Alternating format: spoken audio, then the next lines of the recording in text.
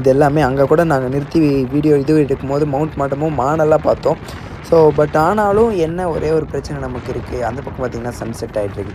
So என்ன பிரச்சனை அப்படின்னு பார்த்தீங்கன்னா, கொஞ்சம் அந்த வைப்ரேஷனால் வண்டி பிரச்சனைனால நமக்கு கொஞ்சம் ஒரு கலகலன்னு இருக்குது. அது கோன் செட்டா டயரா என்ன எதுன்னு தெரில. பட் காத்தான்னு கூட தெரில, காற்றடிச்சா கூட நின்றுருக்கும்.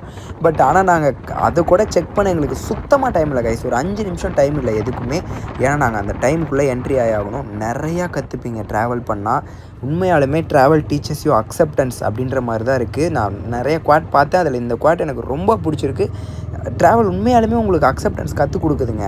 இந்த வழியில் போகணுமா, நேராக போகணுமா, அது ஒன் வே தான் நினைக்கிறேன். ஓகே, அம்புகிட்டலாம் போட்டிருக்கு.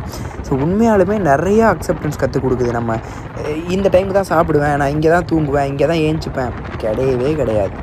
எதாக இருந்தாலும் அக்செப்ட் பண்ணி தான் ஆகணும். வேறு வழியே கிடையாது கைஸ். நாங்கள் எத்தனை நாள் சாப்பாடு இல்லாமல். ஸோ உங்களுக்கு இந்த இடத்த பார்க்கும்போது நான் பேசிக்கிட்டே இருந்தால் அப்படியே நீங்கள் எதையும் எடுத்துப்பீங்க.